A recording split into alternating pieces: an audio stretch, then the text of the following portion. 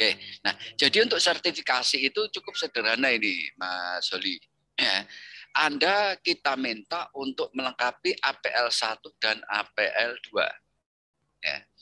APL 1, nah Anda diminta untuk mengisi data-data pribadi Anda. Ya, nanti minta tolong Anda siapkan ya. Anda siapkan, nah nanti Anda upload di dalam Google Drive. Ya, nanti kita cross check terlebih dahulu. Nah, data pribadi Anda apa ini? Nama lengkap Anda, ya.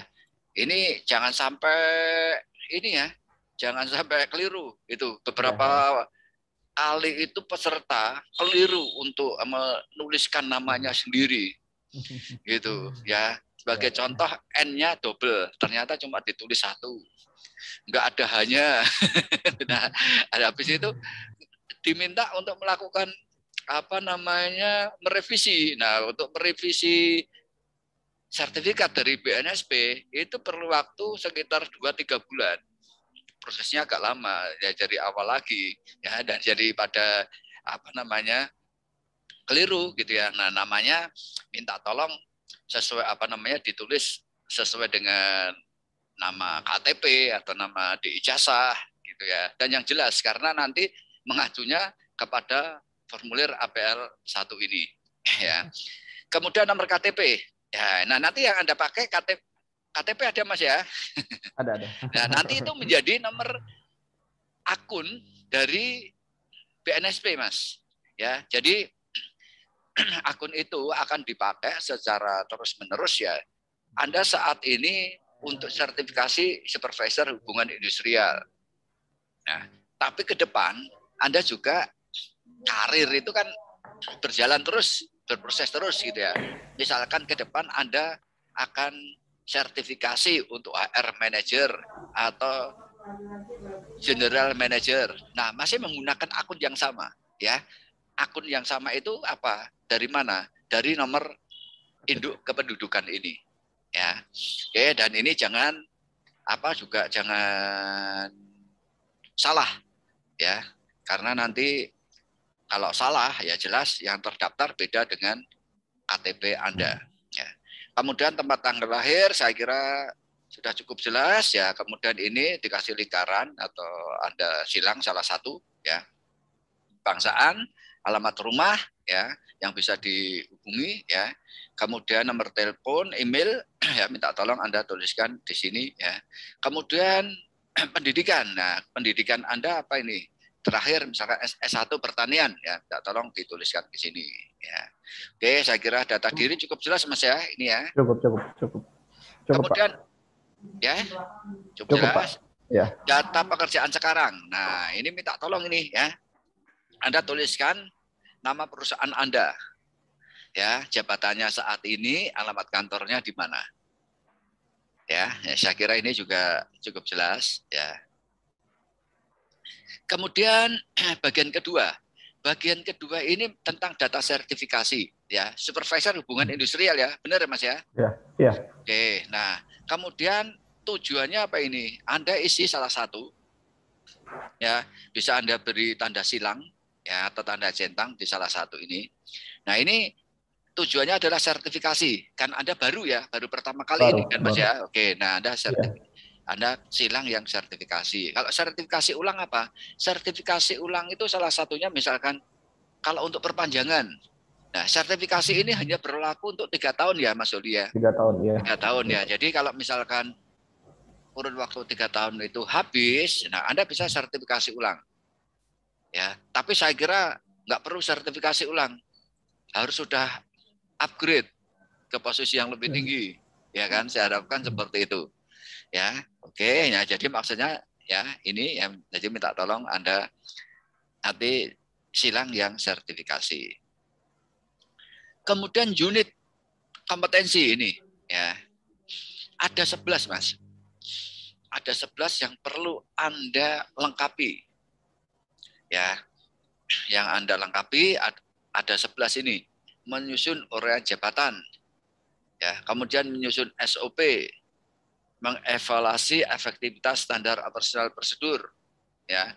Kemudian penilaian kinerja, membangun komunikasi, menangani keluh kesah, pelaksanaan tindakan disiplin, ya, kepuasan pekerja, keseimbangan antara pekerjaan dan kehidupan pribadi, ya. Kemudian mengelola pelaksanaan alih daya atau outsourcing. Yang terakhir adalah administrasi pekerja atau ya pekerja antar negara. Nah, ini adalah unit kompetensi yang harus Anda penuhi, Mas. 11 ini, ya. Sudah dibaca ini? Sudah. Nah, dari 11 ini yang belum Anda kerjakan yang mana, Mas? Dari 11 ini. Alih daya yang outsourcing ini, Pak. Alih daya outsourcing. Ya. Oke, nah ini ngajunya ke PP 35 2021. Udah tinggal membaca di situ aja udah beres. Ya. Gitu. Apalagi?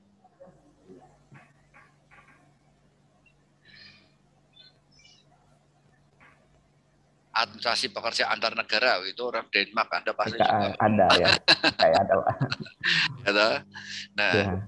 Oke, jadi saya kira ya Anda udah menangani semuanya ini. Biasanya sih kalau perusahaan dari dalam negeri yang nomor 11 ini, Mas. Ya nomor 11. Ya. Jadi yang belum Pak, saya nggak pernah menangani yang nomor 11 ini. Tapi bagi perusahaan Anda yang PMA, nah ini mau nggak mau harus menangani untuk nomor 11 ini. Ya, jadi kebutuhan operasional untuk tempat kerja itu kadang juga beda. Ya gimana, Mas? Cuman kalau yang poin 10 ini, Pak, ketepatan kami kan kami tidak ada outsourcing sehingga belum punya pengalaman sama sekali di poin 10 ini. Oke. Sebenarnya gini, untuk alih daya atau outsourcing banyak sih yang bisa dialihdayakan. Security itu menjadi karyawan Anda atau dari perusahaannya? Karyawan tetap. Oke. Kemudian kantin, misalkan pengelolaan kantin. Ya, jadi itu juga biasanya dikelola oleh alih daya. Ya, nah, kalau saya sendiri, saya banyak ini, Mas, di pertambangan. Di pertambangan, saya dulu orang tambang. Ya, masuk ke kebun kelapa sawit ya beberapa kali ini ya, punyanya Korindo, kemudian ada ANJ. Nah itu saya ini masuk ke lokasi tambangnya itu langsung ke sana. Ya. Oke, saya kira sudah cukup jelas kompetensi. Nah, kemudian kelengkapan pemohon. Ya, Anda kan pendidikan S1 ya. Jadi Anda nanti diminta untuk melengkapi ini, Mas, nomor 1 ini ya. Jadi Anda tunjukkan ijazah minimal secara ya D3, secara D3. Kalau ada S1 berarti kan udah lebih tinggi ya. Ini kita ambil minimalnya. Ya. Kemudian kopi sertifikat berbasis kompetensi yang relevan dengan supervisor hubungan industrial. Nah, ini nanti akan diberikan sama Bu Eni. Ya, nanti koordinasi sama Bu Eni atau Mas Agung. Ya, nanti Anda bisa itu dijadikan sebagai data ya untuk pengajuan ke sertifikasi BNSP ini ya. Nah, jadi kemudian memenuhi syarat atau tidak memenuhi syarat ini Anda kosongi saja ya. Jadi Anda tinggal melengkapi data-datanya yang diminta saja ya. Ya. Tapi nanti nanya boleh, Pak. Datanya tidak cuma ini saja. Mana? Sambil numpang tanya. Ini kan berkaitan kan sebenarnya antara karir saya terakhir dengan ijazah saya terakhir. Itu kan agak berbeda ya, Pak ya. Kalau dulu kan saya memang di Fakultas Pertanian di jurusan kelautannya di bidang pemetannya, tapi lambat laun di karir terakhir ini saya dipercaya untuk nanganin yang berkaitan dengan perizinan dan HR ini. Ini tidak masalah Pak untuk pelatihan ini, Pak? Nggak masalah ya. Jadi memang gini, Mas, sertifikasi ini ya bisa digunakan untuk jenjang pendidikan yang linier. HR itu linearnya biasanya dari jurusan mana aja sih? Sosiologi, Biasanya dari psikologi gitu ya, hukum. manajemen, hukum, Ya, teknik industri gitu ya. ya. Nah, kemudian sertifikasi ini ya, ini menjadi ranah sebenarnya pengakuan bagi mereka yang di luar disiplin ilmu tadi, Mas. Ya, nah seperti pertanian, ada nggak dari jurusan yang lain? Banyak ya, seperti farmasi. Ada juga yang sarjana antropologi. Itu jadi praktisi HR, Mas. Ya, nah itu salah satu caranya bagaimana untuk pengakuan profesionalnya ya sebagai praktisi di bidang human capital. Nah, salah satunya adalah dengan sertifikasi BNSP ini. Ya, oke, ya. Jadi nggak masalah ya, Mas Oli ya. Saya lanjutkan.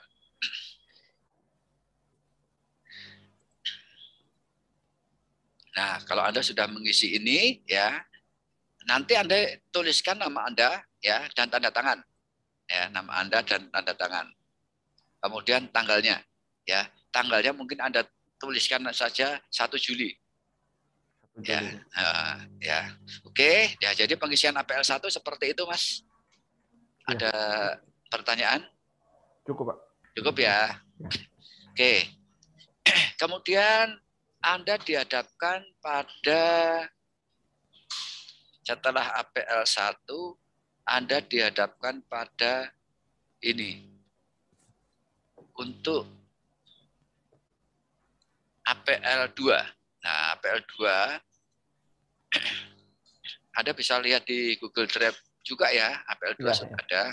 Nah, Anda diminta untuk mengisi formulir ini secara mandiri, Mas. Nah, kalau tadi ya APL 1 itu cuma data kelengkapan pribadi, ya. Kalau ini adalah data bukti kompetensi. Ya, data bukti kompetensi. Nah, Anda diminta untuk menjawab ya ini unit kompetensi 1 sampai 11 ya, sampai 11 di sini ya. Sampai 11. Saya lihat ini. Ya, sampai 11 ya. Nah, Anda diminta untuk menjawab pertanyaan-pertanyaan yang ada di bawahnya. Ya, ini sebagai contoh ya. Ya, nanti saya akan jelaskan cara mengisinya. Ya, mengisinya itu ada di PowerPoint ya. Coba saya kasihkan 3 contoh aja di sini. Ya, nah nanti dengan mengacu kepada materi PowerPoint, Anda bisa jadikan dasar untuk mengisi formulir APL 2 ini. Nah, kita lihat ini ya. Unit kompetensi pertama ya. Menyusun uraian jabatan. Nah, ini pertanyaannya, dapatkah saya? Nah, ini Anda ya asesmen mandiri itu melihat ya kemampuan Anda sendiri ya. Nah, ini dengan menjawab pertanyaan-pertanyaan yang ada di dalam formulir ini. Pertama adalah melakukan analisa jabatan. Nah, apakah Anda ya dapat melakukan analisa jabatan? Nah, ini ada siapanya, kolom K dan BK. K itu adalah kompeten, B belum kompeten. Ya. Nah, kalau kompeten, bukti yang relevan yang Anda tunjukkan apa ini? Nah, Anda tuliskan di sini. Gitu, Mas. Ya, coba kita lihat ini. Kriteria unjuk kerja, ya. Metode dan perangkat analisa jabatan ditetapkan dalam bentuk dokumen tertulis. Kemudian informasi pekerjaan dari setiap jabatan diidentifikasi dari berbagai narasumber di dalam organisasi. Ya, data dan informasi jabatan dianalisis berdasarkan metode perangkat analisa jabatan yang ditetapkan. Ya, nah, metode atau perangkat analisa jabatan. Nah, misalkan Anda memiliki apa ini? Ya, untuk pernah melakukan analisa jabatan, Mas? Belum, Pak. Tapi kemarin sih sempat kita coba, cuman belum diaplikasikan sama perusahaan. Oke, nah nanti besok saya jelaskan ya. Template job desk misalkan ini, ya ini baru template-nya, Mas. Ini, ya. Nah ini adalah perangkatnya, ya. Kemudian template job specification. Ya. Kemudian informasi pekerjaan dari setiap jabatan diidentifikasi dari berbagai narasumber di dalam organisasi. Nah, ini sebagai contoh kita ngacuannya struktur organisasi juga bisa. Ya, ini setiap jabatan itu sumbernya dari mana sih? Struktur organisasi. Ya, struktur organisasi nggak perlu satu perusahaan, Mas. Hanya sampel saja. Misalkan apa ini departemen QC misalkan, ya, atau departemen keselamatan kerja. Ya, nah, jadi Anda tunjukkan ini. Ya, nah, cara mengisinya seperti ini. Nah, kemudian Anda kasih tanda silang, tanda centang ini. Seperti itu, Mas, cara ngisinya. Ya, nah, nanti saya tugasi untuk melengkapi bukti yang relevan ini nih. Ya, besok Anda tunjukkan. Ya, ini hanya contoh saja. Nah, nanti bukti yang relevan Anda isi, mana yang ada, yang Anda miliki, ya. Nah, nanti Anda lampirkan.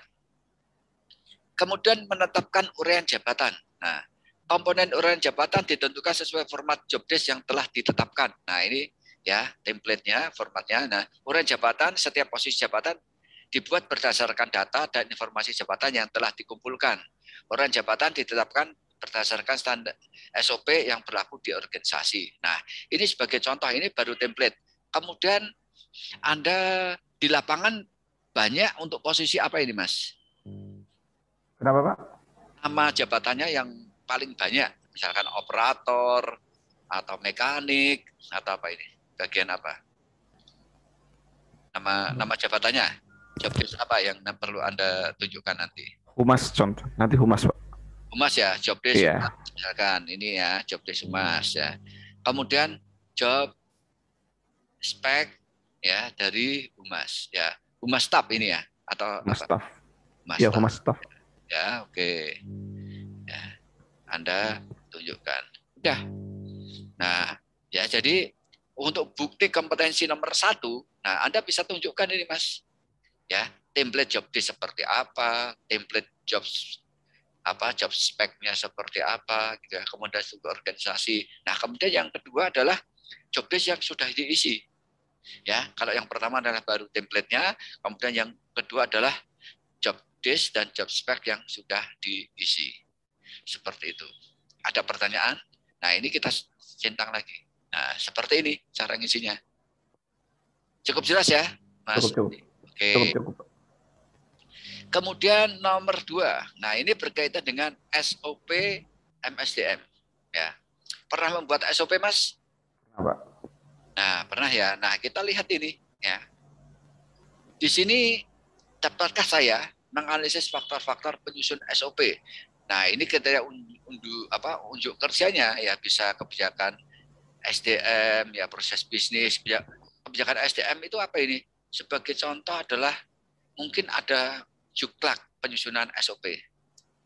Ya, juklak penyusunan SOP.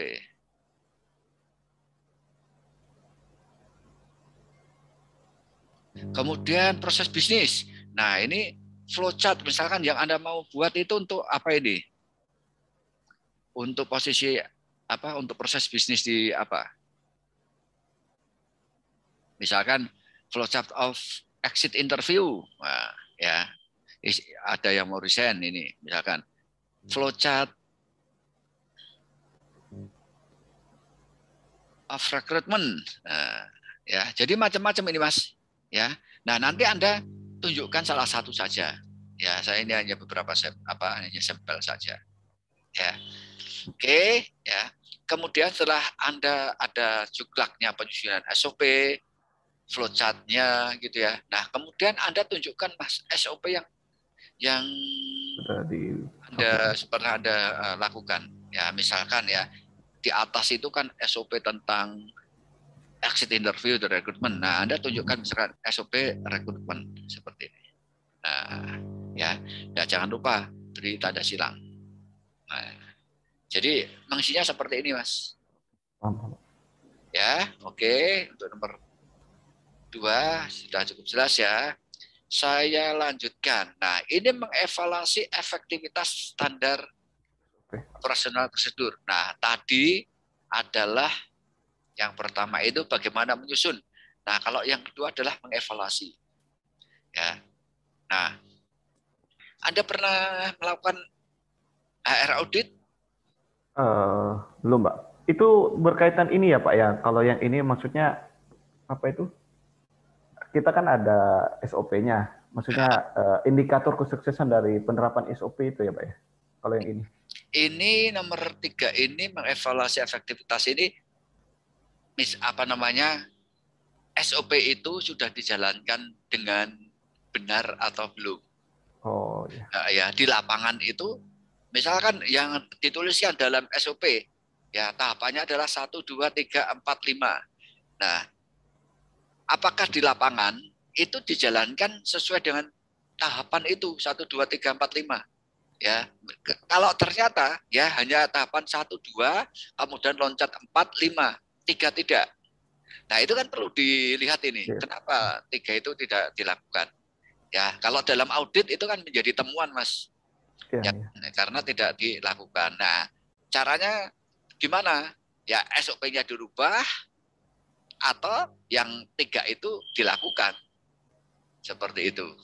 Ya kan? Nah, jadi ini ya menetapkan indikator efektivitas penerapan SOP. Nah, ini Anda apa namanya untuk ya indikator efektivitas penerapan SOP. Coba ini saya lihat lagi ya, ini pada dasarnya ya untuk indikator efektivitas penerapan SOP berdasarkan parameter yang telah ditetapkan. Jadi apa? Bentar. Ini SOP itu kan misalkan rekrutmen ya. Anda sebagai contoh SOP rekrutmen. Nah, rekrutmen itu tiap-tiap apa? Di sini apa? Misalkan rekrutmen itu apa ini untuk indikatornya ini. Ya, jadi apa namanya?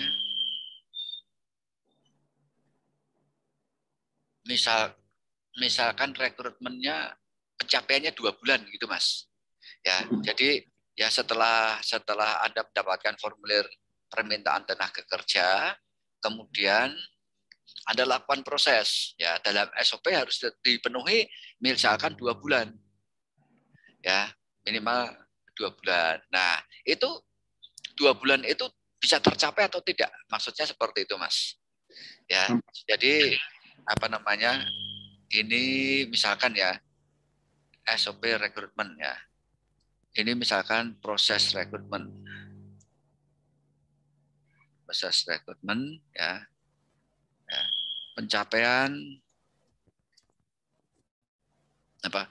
Pemenuhan ya. Pemenuhan tenaga kerja, pemenuhan tenaga kerja paling lama misalkan ya 2 bulan. Nah, ini sudah efektif atau belum ini? Ya, nah ini dianalisa dari penerapan SOP tersebut. Nah, dengan data-data ini ya, dari data-data rekrutmen Mas ini ya. Nah, ini data rekrutmen ya, data rekrutmen. Nah, ini misalkan apa namanya? Data rekrutmen ini misalkan apa namanya? Pemenuhan posisi misalkan operator. Nah, ini perlu berapa lama ya? Pemenuhan posisi staf apa ini misalkan, nah itu berapa lama. Nah, jadi ini apa namanya yang dijadikan apa parameter ya. Jadi parameter itu memang tercapai itu ya. Nah, dalam proses yang lain juga sama. Proses yang lain juga sama. Ini kan untuk rekrutmen, untuk training ya.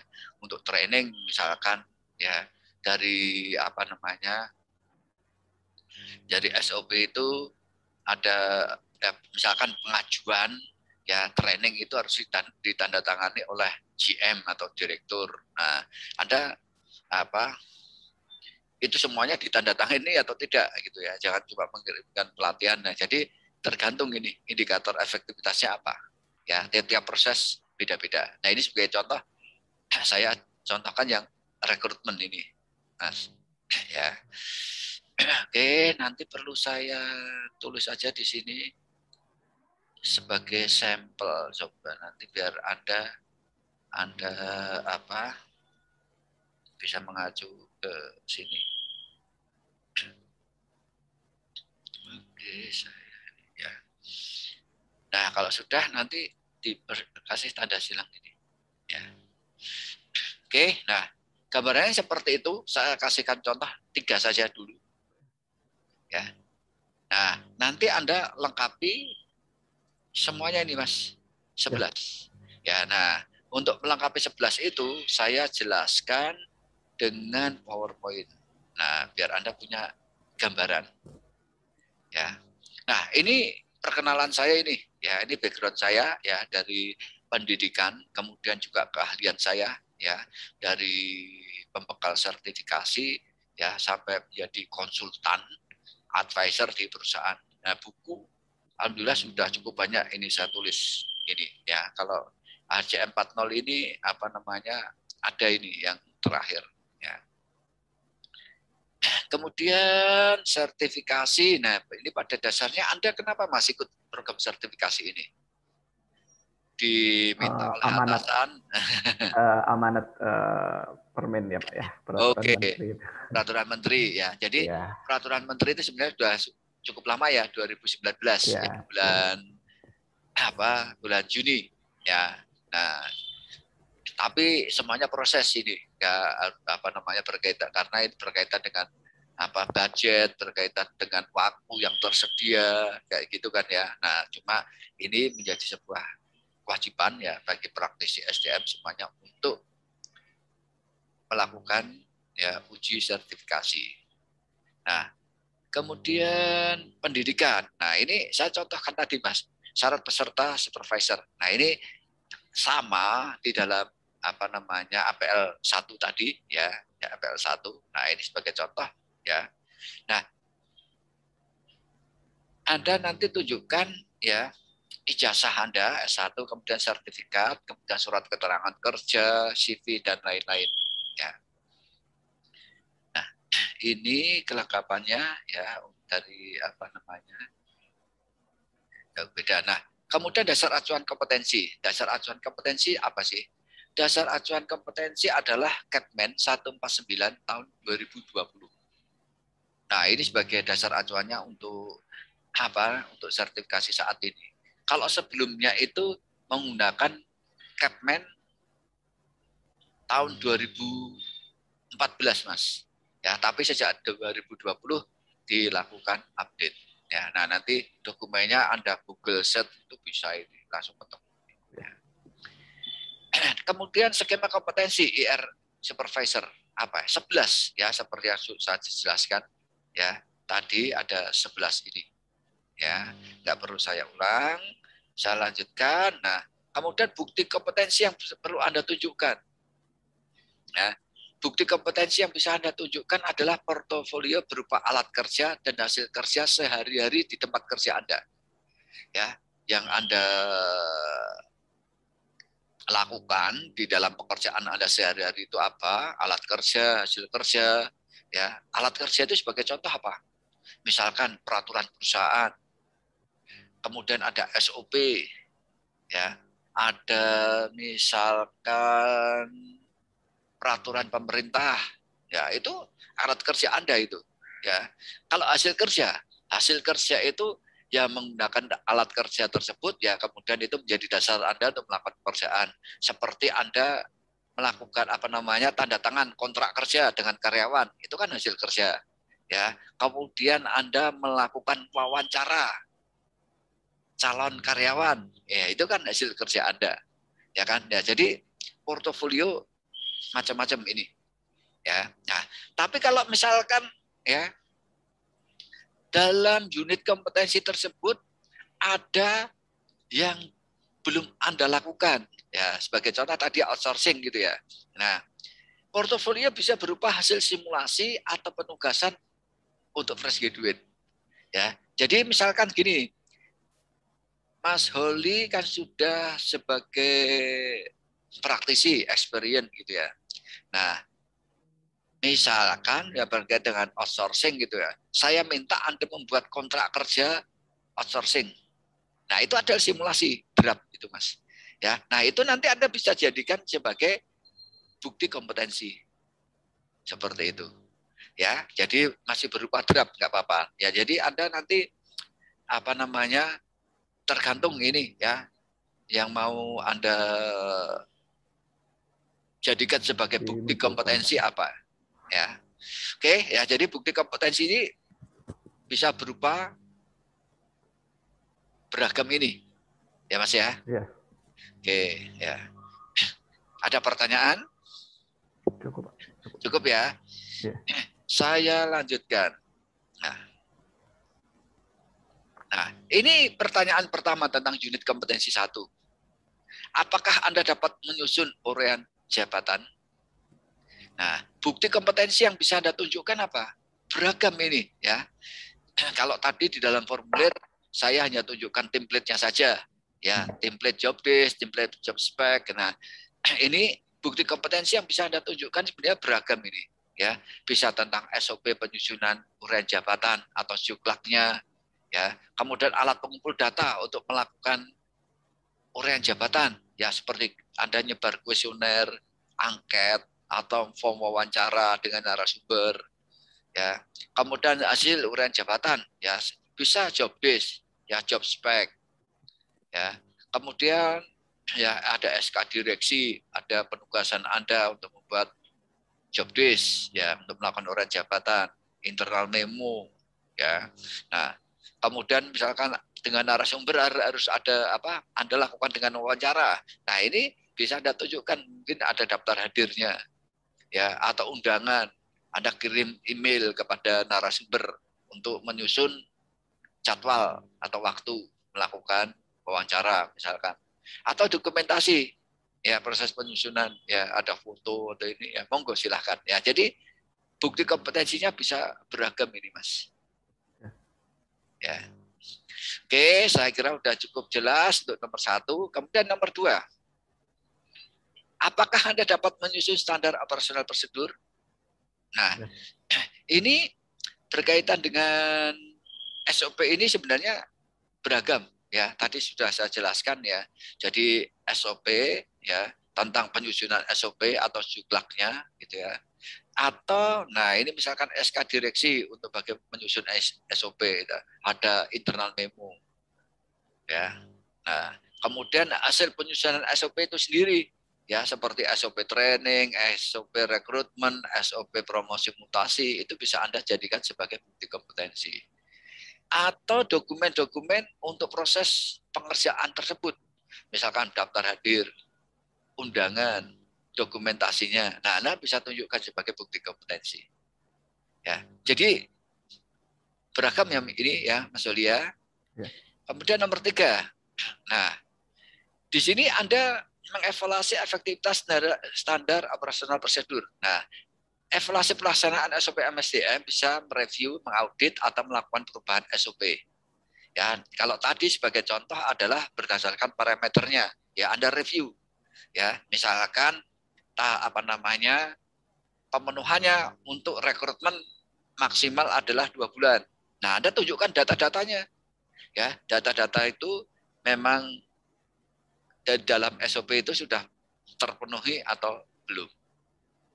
Seperti itu. Ya. Kemudian Anda juga bisa mengevaluasinya menggunakan audit. Nah, sama ini sebenarnya. Audit itu yang dilihat adalah parameternya. Ya. Kemudian audit itu juga bisa melihat tahapan-tahapannya, prosesnya itu sudah dilakukan dengan benar atau belum.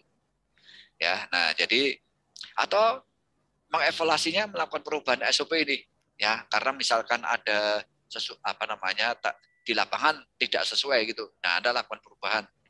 Ya, jadi dengan perubahan SOP gimana? SOP yang lama seperti apa, SOP yang baru seperti apa. Ya, nah kemudian ada daftar hadir, undangan atau dokumentasi mengenai evaluasi SOP ini ya dengan narasumber gitu ya, Anda bisa jadikan sebagai bukti. Ya, jadi beragam ini ya. Oke, ada pertanyaan untuk ini?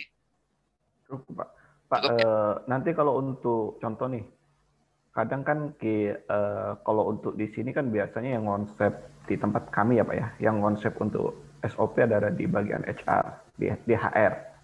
Tetapi nanti di kami dari efektifnya SOP yang kami terapkan, itu ada tim lain Pak di sini namanya, yang mengaudit sebenarnya pelaksanaannya ini sudah berjalan dengan benar tidak, sesuai SOP tidak di lapangan. Ini ada tim lain di luar HR Pak, ketepatan di kami Pak. Oke, ya, nggak apa-apa. Ya, jadi gini, yang disebut kompetensi itu ada 3, Mas.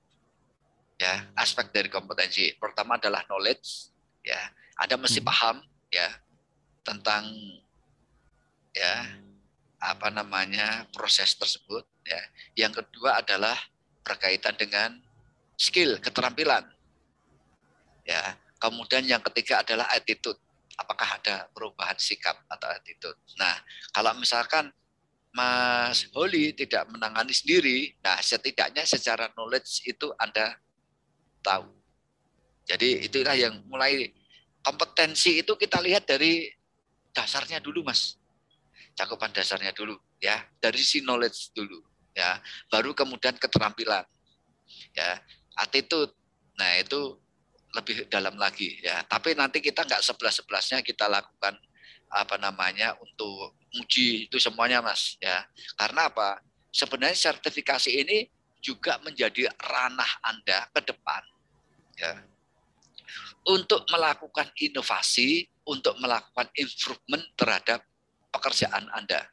Ya, ada yang ternyata dalam unit kompetensi A, B ini saya belum lakukan.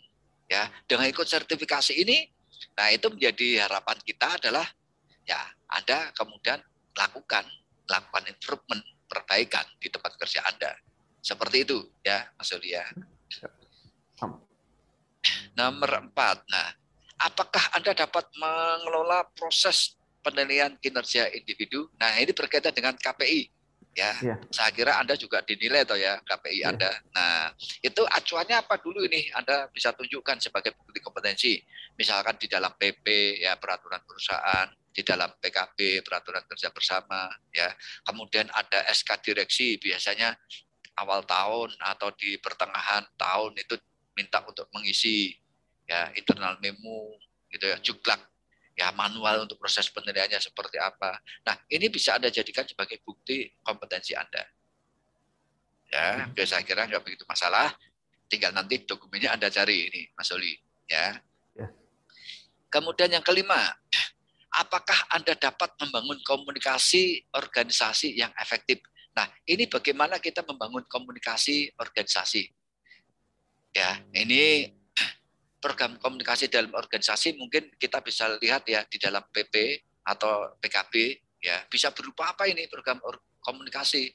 Misalkan ada LKS bipartit, Mas, ya, ada family gathering, ada minutes meeting, kemudian ada penyampaian keluh kesah, survei kepuasan karyawan. Itu apa namanya? Program komunikasi organisasi. Ya. Nah, ini hanya sebagai sampel saja, mungkin yang di lain yang saya sebutkan ini juga masih ada. Ya. Nah, kemudian media komunikasi. Media komunikasi itu sekarang ini menggunakan model digital ya, banyak ya. Ada WA, ya. Kemudian website, ya, ada pasang lowongan atau pasang internal memo-nya ya di dalam website ya. Kemudian internal memo kita blasting by email. Penggunaan link Zoom ini kan juga sebagai komunikasi organisasi, misalkan apa namanya rapat gitu ya di beberapa perusahaan itu untuk tempat kerjanya nggak cuma satu set saja ya, tapi ada di Jakarta, Medan, kemudian di Samarinda, di Makassar misalkan. Nah, untuk bangun komunikasi bagaimana? Bisa lewat link Zoom, Mas. Ya, jadi tidak perlu dinas, kalau dulu kan perlu dinas gitu ya.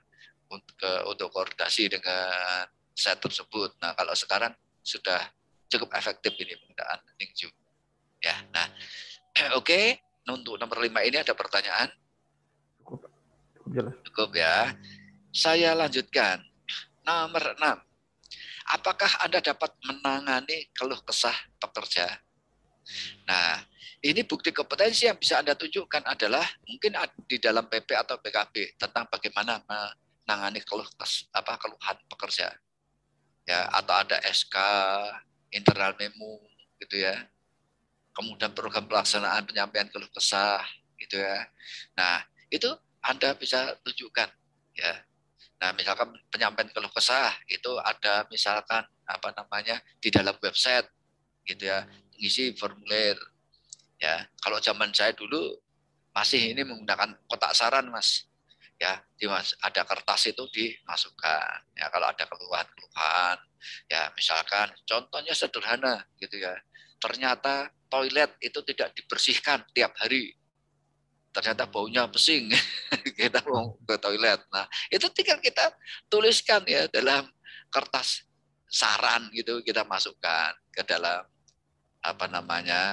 kotak saran karyawan seperti itu ya. Oke, cukup jelas ya nomor 6 ya. Cukup. Nomor 7. Nah, bagaimana Anda mengelola proses pelaksanaan tindakan disiplin? Ya, nah saya kira ini pekerjaan Anda sehari-hari ini ya. Nah, itu dasar acuannya bisa di dalam PP, PKB gitu ya, atau SK direksi ya, pelaksanaan tindakan disiplin ya, memberikan surat teguran kepada karyawan, memberikan SP1, SP2, SP3 ya, atau PHK. Nah, ini dalam program masuk di sini. Ya. Oke, cukup jelas ini? Cukup, Pak. Jelas ya. Nomor 8. Apakah Anda dapat memfasilitasi pengelolaan kepuasan dan keterlekatan pekerja? Nah, ini masalah retensi karyawan.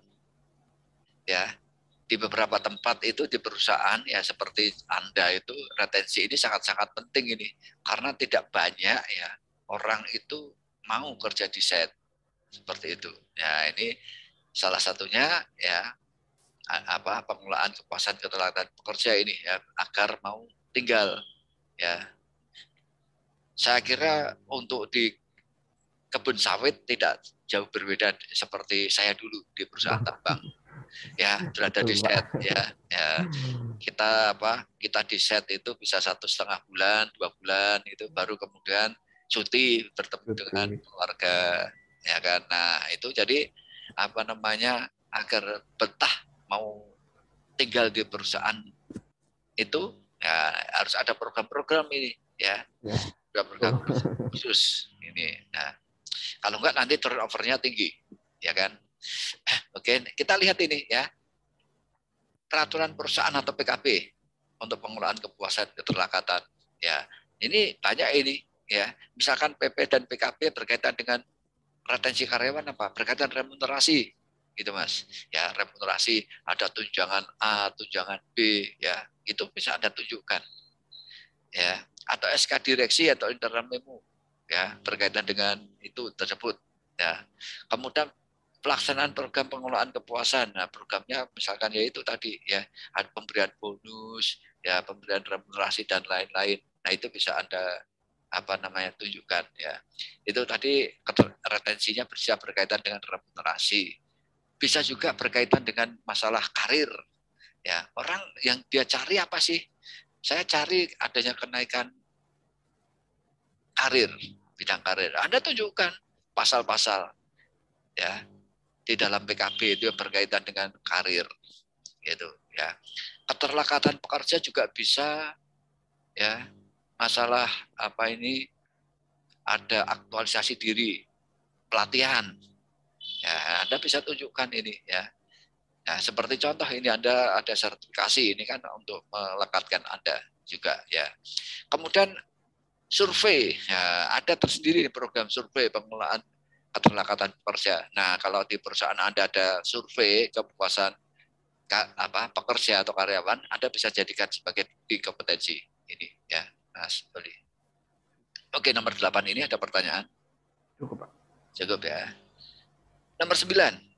Apakah Anda dapat mengelola keseimbangan antara pekerja dan kehidupan pribadi pekerja? Nah, ini ya.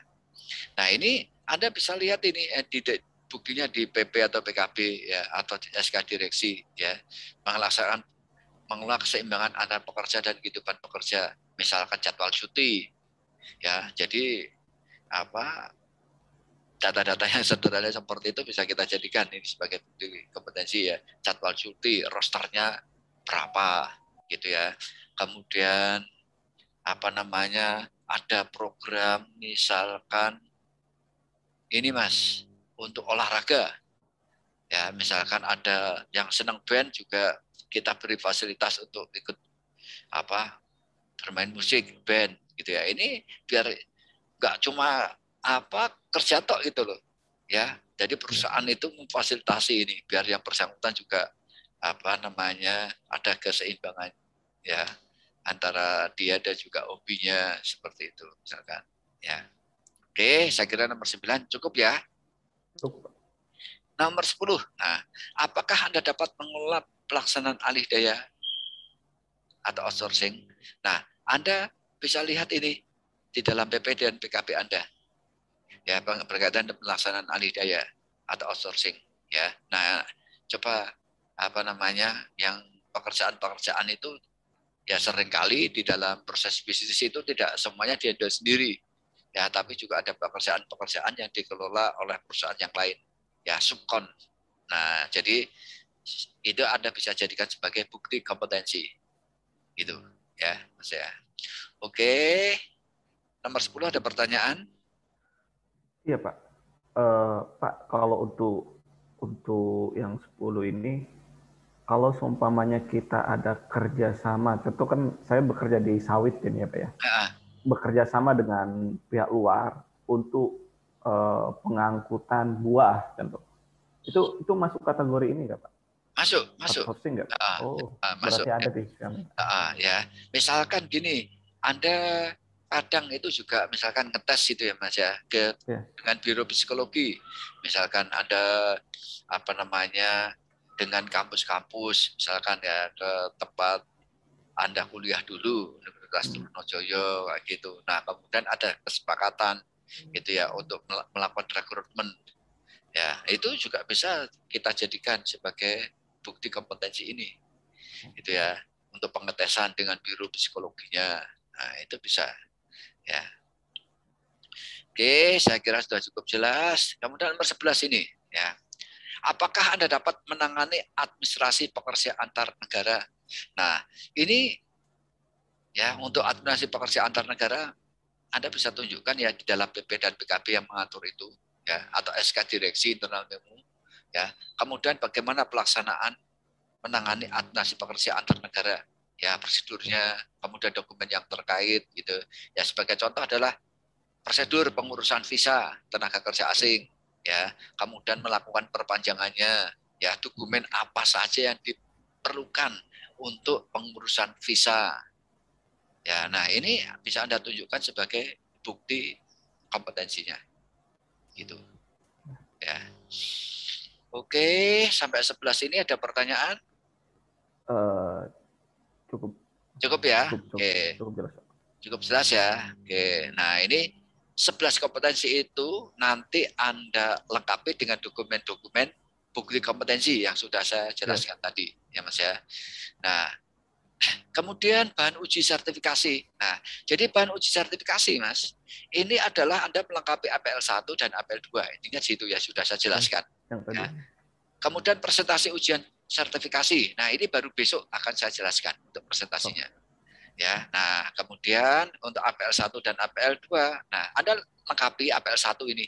Ya, APL 1 Anda nanti diminta untuk menunjukkan ini, tolong ini ya, tunjukkan dulu soft copy-nya ya, KTP, kemudian foto. Foto itu 3x4 4 lembar Mas. Nanti minta tolong di print out. Ya, Anda cetak. Ya. Jadi nanti Anda kan ujiannya tatap muka ya. Jadi foto 3x4 ya. Sebanyak 4 lembar. Sorry, background-nya merah. backgroundnya merah ya. Nanti tolong Anda cetak ya, Anda lampirkan untuk uji sertifikasi. Kemudian CV Anda, Mas. CV ya, CV pengalaman kerja 1 halaman atau 2 halaman seperti contoh PowerPoint saya tadi itu sudah cukup ya. Kemudian surat keterangan kerja. Surat keterangan kerja ya perlu ada buat ya, mulai dari Anda kerja ya di perusahaan ini ya. Kemudian sertifikat ya, yang Anda miliki sertifikat supervisor hubungan industrial nanti akan diberikan ini sama Bu Eni ya. Kalau mungkin Anda memiliki sertifikat pelatihan sebelumnya ya, misalkan Anda pernah ikut pelatihan ketenaga kerjaan gitu ya, masalah pengupahan, workshop tentang training, rekrutmen dan lain-lain, bisa Anda tunjukkan untuk kelengkapan APL 1 ya. Kemudian APL 2, nah dan data pendukung. Nah, bukti portofolio 11 unit kompetensi untuk IR manager, IR supervisor ini. Ya, tolong Anda lampirkan sebagai bukti. Ya, nanti tolong bentuknya soft copy, Mas. Anda lampirkan di dalam APL di Google Drive. Ya. Oke, nah, jadi ya yang tugas hari ini, Mas, Anda menyiapkan data APL 1 dan APL 2. Itu dulu. Ya, nah, saya berikan untuk APL 1 dan APL 2. Nah, minta tolong Anda tadi ini ya. Nah, Anda